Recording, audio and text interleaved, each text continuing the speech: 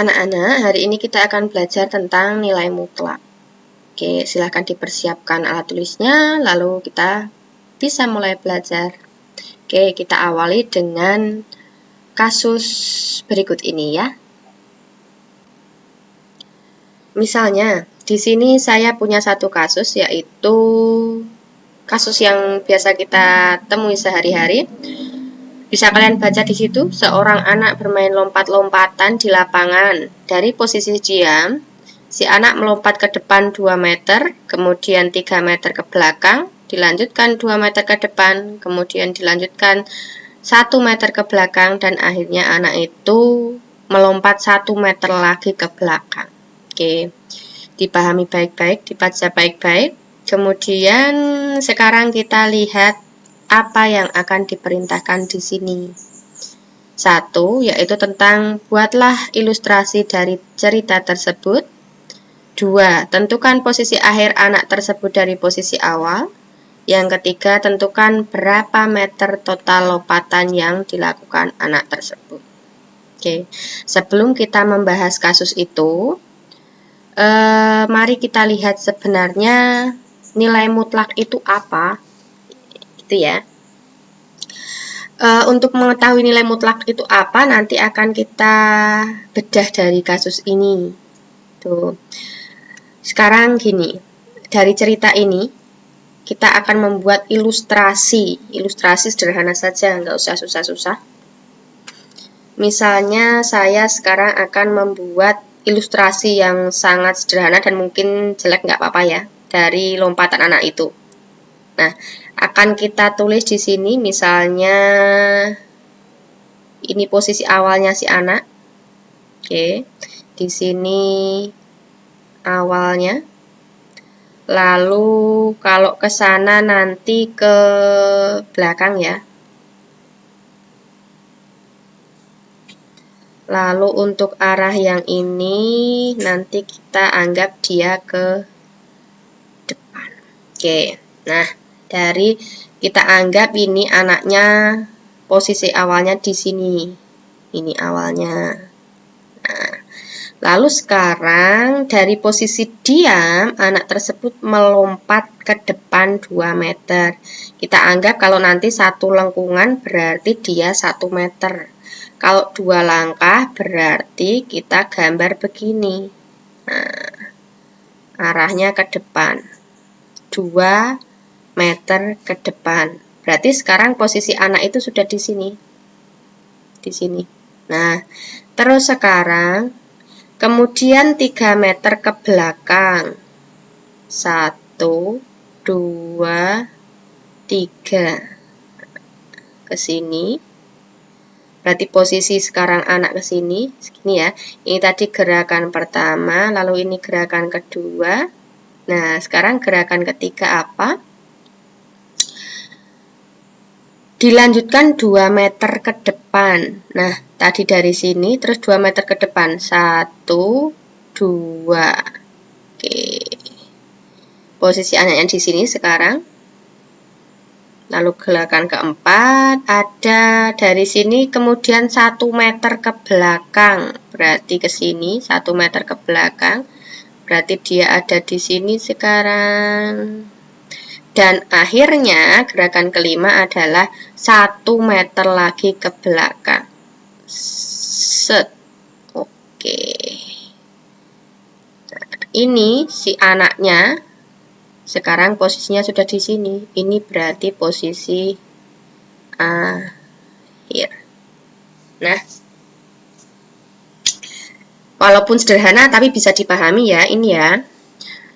Lalu sekarang yang kedua adalah tentukan posisi akhir anak tersebut dari posisi awal.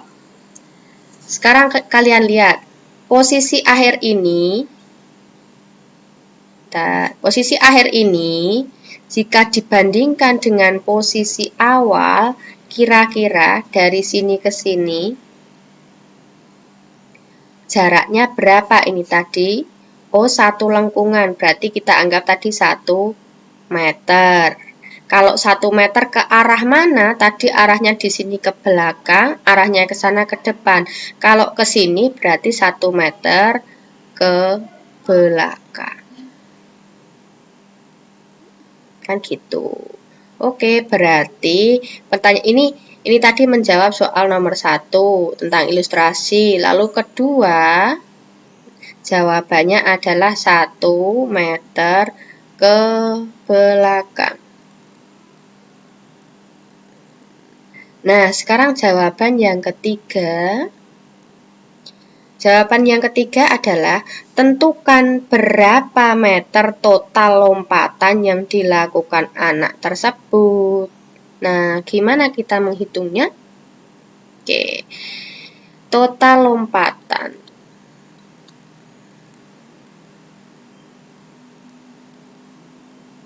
Total lompatan berarti yang pertama dia melompat 2 meter. Bagaimana? Oh, berarti 2.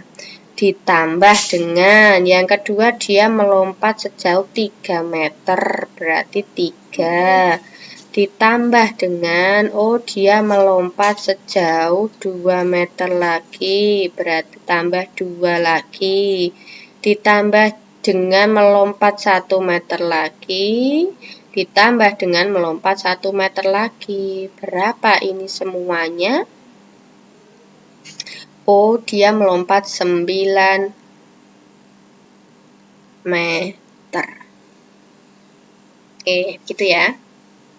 Nah, sekarang coba gini. Saya geser. Sebentar. Nggak muat ya. Bawahnya aja. Saya tulis ulang di sini.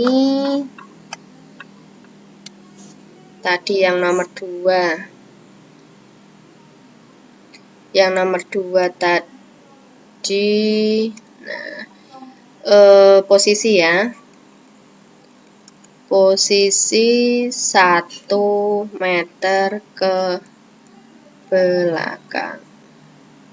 Lalu yang ketiga itu total 9 meter jaraknya.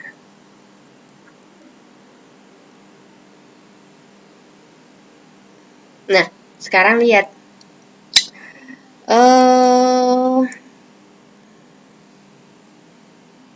Posisi 1 meter ke belakang. Dulu waktu kalian SD, saat kalian mengenal bilangan positif dan negatif. Sebenarnya posisi 1 meter ke belakang ini itu kita bisa menghitungnya dengan melihat ini, dengan melihat ini tadi, dengan kaidah positif dan negatif. Artinya, kalau dia 2 ke depan berarti kita anggap plus 2, di sini plus 2. Kalau dia ke belakang 3 berarti negatif 3. Dia ke depan 2 berarti plus 2. Ke belakang 1 berarti min 1. Ke belakang 1 berarti min 1. Yang ini dulu pada waktu SD saya harap kalian tidak bingung gitu ya. Nah, untuk menghitung yang 1 meter ke belakang ini tadi, itu kan berarti kalian bisa tuliskan di sini. Tadi sambil melihat yang soal yang ini ya, soal yang ada di sini.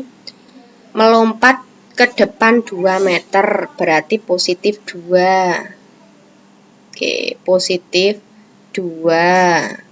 Gitu kan.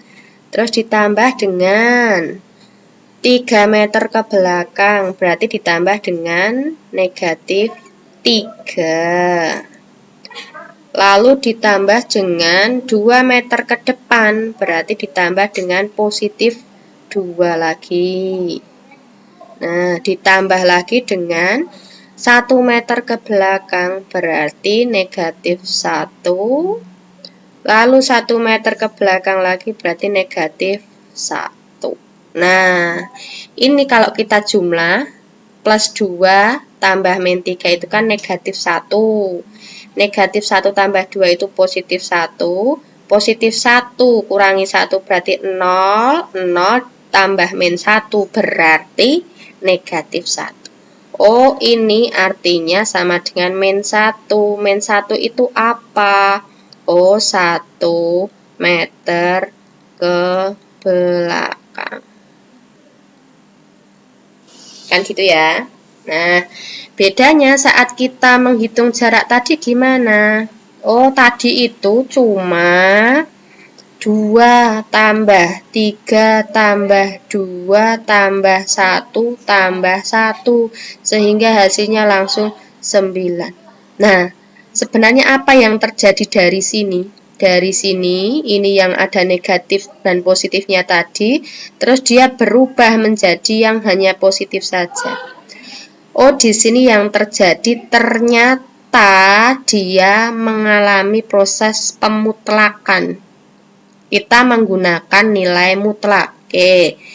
Kalau tadi belum saya singgung, saya gambar di sini ya yang namanya mutlak. Nah, ada lambang mutlak. Itu seperti kurung tapi cuma lurus gini. Nah, terus di sini nanti ada angkanya. Oh, mutlak A.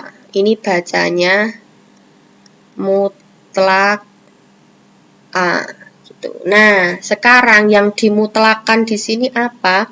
Yang dimutlakan di sini adalah angka-angka yang ada tandanya ini. Berarti bisa saya tuliskan mutlak dari plus 2 atau gini aja, saya tulis 2 gitu aja ya. Sebentar. Mutlak dari 2. Gini. Ini saya hapusnya saja. Mutlak dari 2 yang positif tidak saya tulis.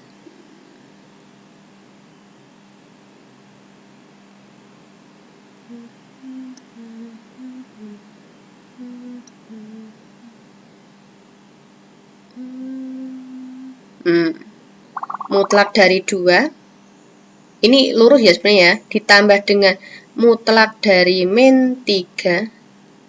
Ditambah dengan mutlak dari 2. Ditambah dengan mutlak dari min 1. Ditambah dengan mutlak dari min 1.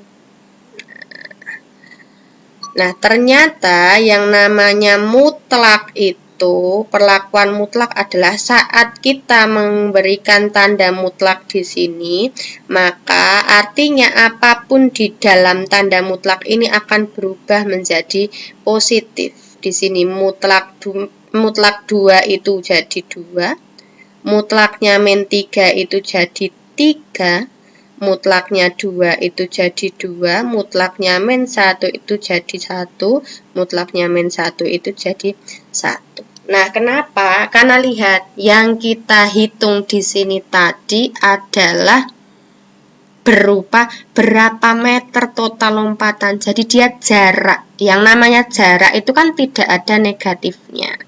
Berarti mencari nilai mutlak sama hanya kita menghitung jarak. Jadi dia yang negatif jadi positif, yang positif tetap positif. Nilai mutlak selalu berubah menjadi positif. Ya. Yang namanya mutlak itu selalu berubah menjadi positif. Sangat mudah sekali. Tuh. Paham ya? Oke. Kalian nanti bisa catat ini, screenshot dulu sekarang. Oke. Yang ini juga catat dengan rapi di buku kalian ya. Ini memang tulisannya jelek karena memang jujur gurunya juga baru belajar nulis-nulis di sini. Tapi nggak apa-apa. Semoga penjelasannya lumayan bisa. Nanti akan saya ulas lagi. Oke. Kalau sudah saya hapus dulu yang ini.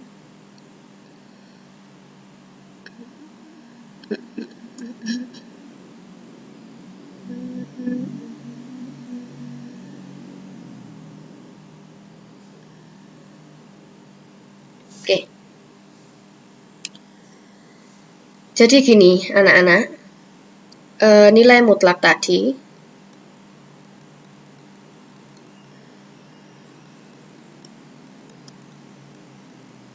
lambangnya yang pertama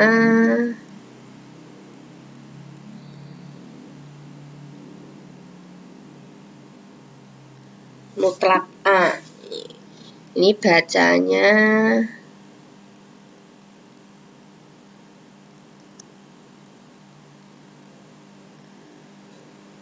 gitu ya.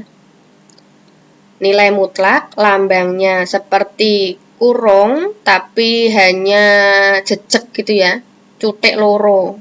Nah, tengahnya ini nanti angkanya. Bacanya kalau misal ini 5 ya berarti mutlak 5, ini min 2 berarti mutlak min 2 dan seterusnya. Oke. Lalu artinya apa? Sekarang artinya sebenarnya adalah begini. Mutlak dari A itu artinya sebenarnya adalah jarak.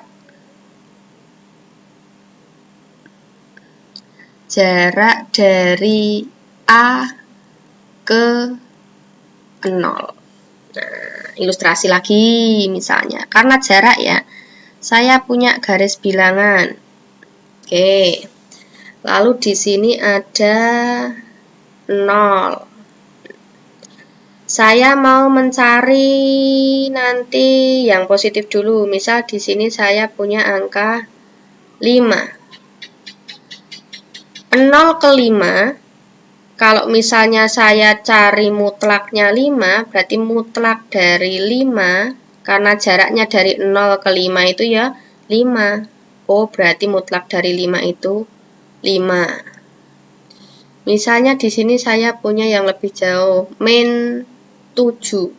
Nah, jarak dari min 7 ke 0, oh berarti mutlak dari min 7. Berapa jaraknya? Oh ya, 7. Oke. Ada lagi misalnya di sini lebih panjang lagi. Aduh. Ya, enggak apa-apa. Di sini ada min 123. Berapa jarak min 123 dengan 0? Oh, berarti mutlak dari min 123. Oh, ya jaraknya ya sama saja 123. Di sini saya punya 1527. Maka berapa jarak dari 1527? Oh ya, mutlak dari 1527 itu sama dengan 1527.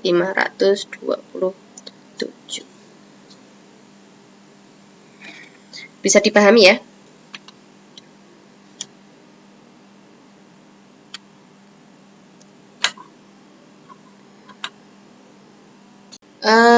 Misal saya bentar. Gini. Oke. Sekarang tabel ini ya, kita lengkapi bersama. Misal mudah saja. Ini X-nya, ini mutlak X-nya. Kalau saya punya nilai X-nya 3, berarti mutlaknya 3.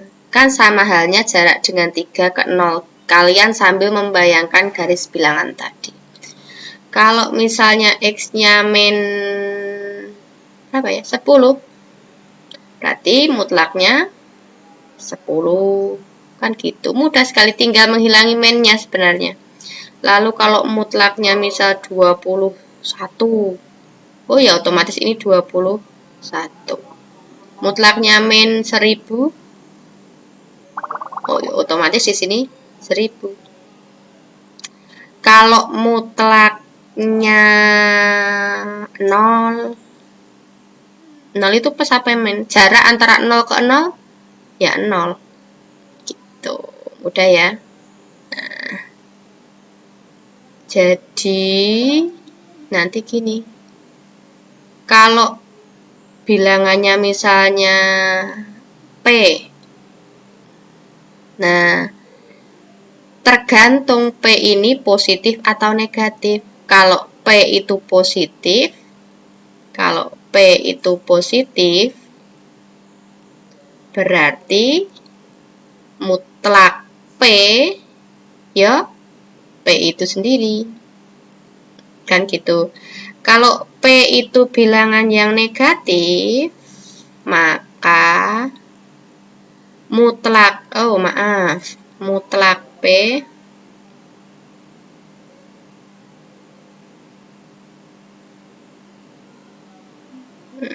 ini ya. Maka mutlak P, kalau P itu bilangan negatif, nah ini P itu bilangan negatif, maka biar jadi positif harus diapakan? Masih ingat ya? Nah, maka mutlaknya jadi min P. P bilangan negatif ditambahi dengan negatif, ketemu negatif, maka min P ini adalah bilangan yang positif. P-nya negatif, kalau min P berarti bilangan positif, kan gitu. Ini kan jadi bilangan yang positif, gitu. Mudah ya dipahami ya. Sekarang tambah lagi walian. Oke, bentar.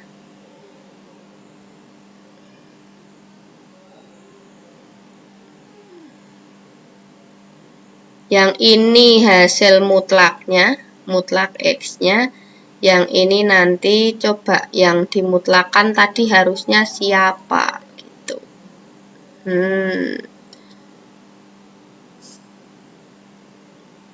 Kalau yang hasil mutlaknya 5, berarti siapa yang jaraknya 5 dari 0? Kan gini, kita punya garis, ini 0.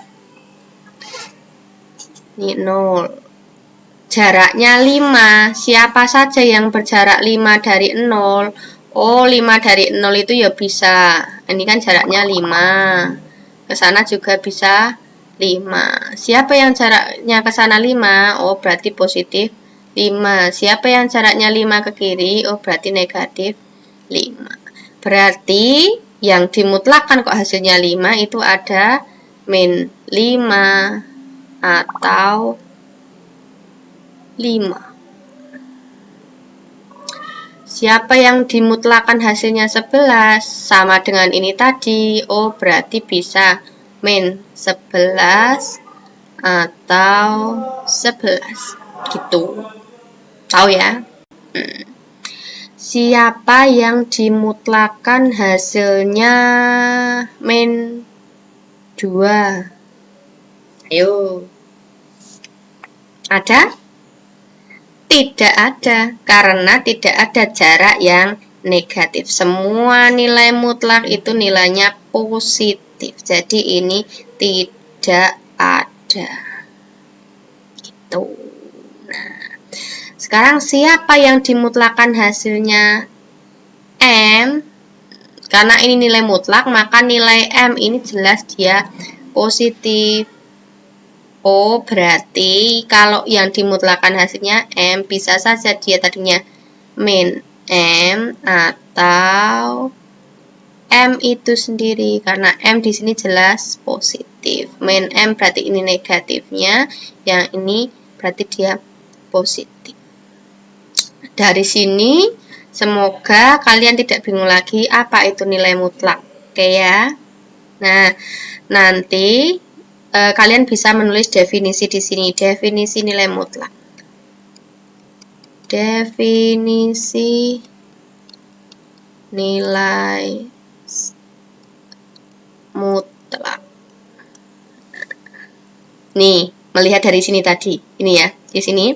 Jadi, kalau P itu suatu bilangan, P itu bisa bernilai positif, bisa bernilai negatif.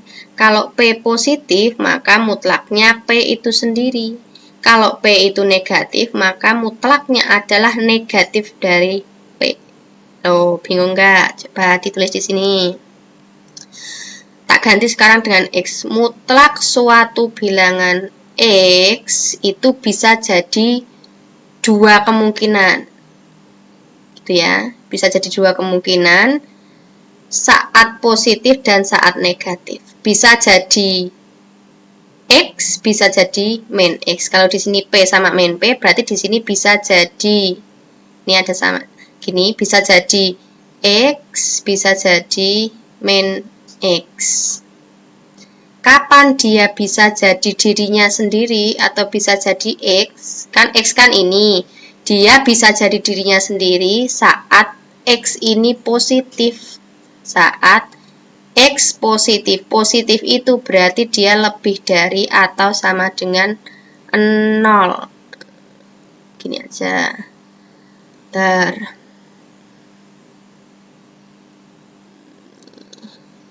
kasih orek-orekan ya.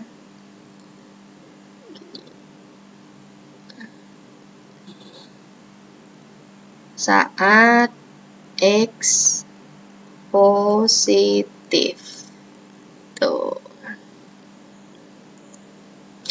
Lalu kapan dia menjadi min? Tadi kalau nilai P-nya negatif, maka mutlak P itu menjadi min dari bilangan negatif itu. Syaratnya P-nya negatif.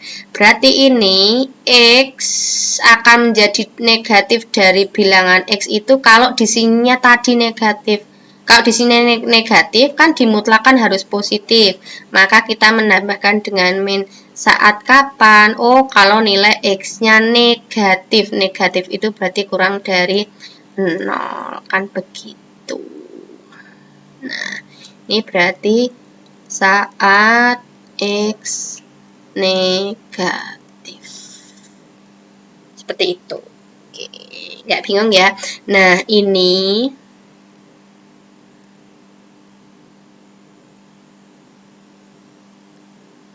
dinamakan definisi nilai mutlak. Nanti akan kita bedah lebih dalam tentang definisi nilai mutlak ini.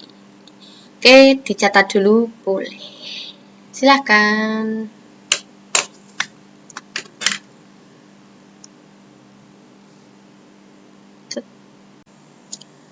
Sekarang kita akan ke contoh soal.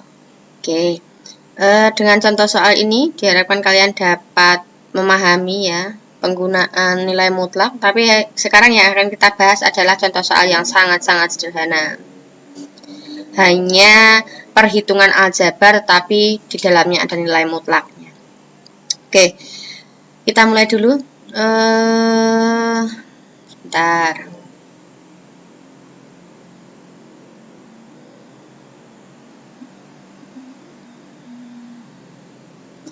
Dari nomor 1 dulu.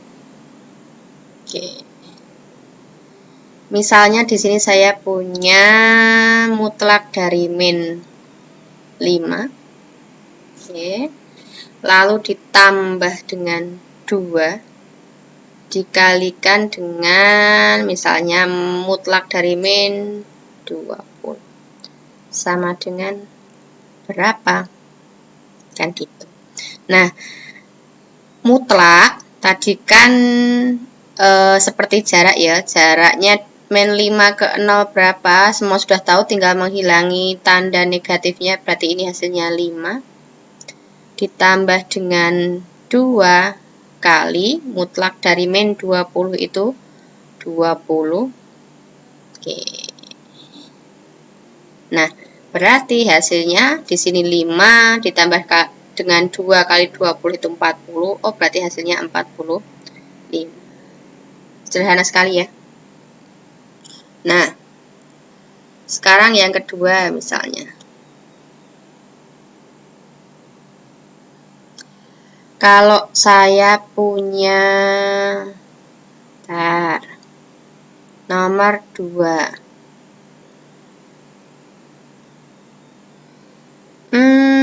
Agak panjangan dikit. Mutlak dari 4 kurangi 10. Lalu ditambah dengan, nah ini kurung biasa ya, diperhatikan. Min 7. Bedakan mutlak dengan kurung biasa, nanti ada bedanya perhitungannya. 4 dikurangi 15 sama dengan berapa? Oke, kita coba dulu sekarang. Di sini ada mutlak dari 4 kurangi 10 berapa? Ayo. Oke, min 6. Lalu ditambah dengan, karena ini bukan mutlak, maka kurungnya masih tetap min 7. Nah, di sini berarti dikurangi dengan mutlak 4 kurangi 15. Berapa? Min 11. Oke. Nah, setelah itu baru perhatikan bedanya antara yang mutlak dengan yang tidak mutlak. Di sini ada mutlak min 6, sudah tahu. Oh, jawabannya 6. Nah, ini seperti pada waktu SMP ataupun SD, kalau ada penjumlahan ketemu dengan minus, maka akan menjadi min. Oh, atau ini di sini tadi, ini aja langsung min. Berarti 6, mutlak dari min 6 itu 6, dikurangi 7. Nah, terus kalau ini ketemu ini apa nggak bisa jadi plus, Bu? Nggak boleh, karena di sini mutlak ya. Nah, mutlak itu tidak seperti kurung biasa. Jadi di sini tandanya tidak bisa bercampur. Oke. Jadi ini dimutlakan saja. Berarti di sini tetap pengurangan. Lalu mutlak dari min 11 itu adalah 11. Berapa? 6 dikurangi 7 dikurangi 11. Hasilnya adalah negatif 12. Tuh. Contoh lagi, misal sekarang sini aja. Nomor 3. Kalau misalnya mutlak dari 2 dikurangi mutlak dari 5 dikurangi 9. Ini sama dengan berapa ya? Ini mutlak ya, bukan 1 ya. Panjangkan sedikit. Nah, oke. Berarti di sini ini ada mutlak, tapi di dalamnya juga ada mutlak lagi. Yang mana yang dikerjakan dulu? Nah, tentu saja yang dalam. Oke, berarti mutlaknya masih yang luar 2 dikurangi mutlak dari 5 min 9. 5 min 9 dulu berarti negatif 4. Oke. Berarti jadi mutlak dari 2 dikurangi mutlak dari min 4, 4. Oke. Akan jadi mutlak dari min 2 berapa? Oh, sama dengan 2. Nah, memperhatikan hasil-hasil ini tadi 45, min 12, 2. Loh, kok ini ada mutlak tapi hasilnya negatif yang ini? Misalnya. Oh, sebentar, nggak kelihatan.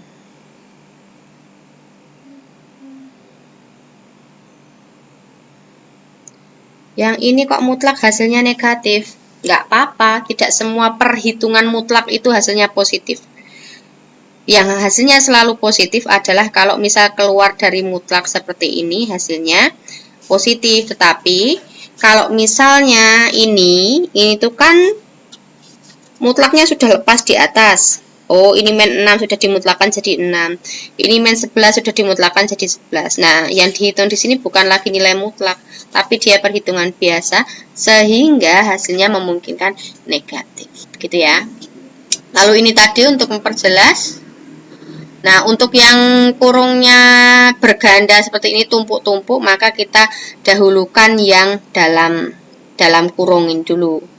Di sini ada 5 min 9, hasilnya min 4. Nah, mutlaknya min 4 dulu. Oh, jadi 4. 2 dikurangi 4 dulu. Oh, jadi min 2. Nah, mutlaknya min 2 baru 2. Gitu. Tuh, nggak bingung ya? Nah, sekarang coba saya punya satu soal, bukan tugas sih sebenarnya, tapi silahkan dicoba-coba diorek-orek dulu di buku kalian. Oke, gini misalnya tak kasih nomor 4 saja. Coba yang ini. Kalau misal saya punya mutlak dari kepanjangan berapa ya? 2 dikurangi mutlak lagi, misalnya 3 ditambah mutlak lagi ada misal 10, lalu dikurangi lagi dengan mutlak lagi 4 min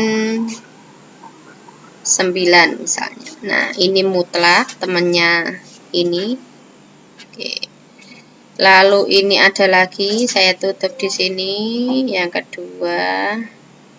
1 2 3 4. Lalu ada lagi. Nah, terakhir. Set. Nah, ini sama dengan berapa? Yuk, coba silahkan dicoret-coret di buku tulis kalian masing-masing. Oke.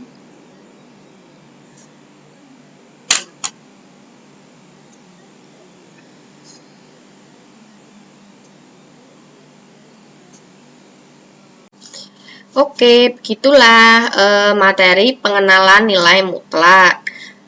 Bagi yang belum paham, silahkan bertanya secara langsung. Semoga mudah dipahami bagi kalian.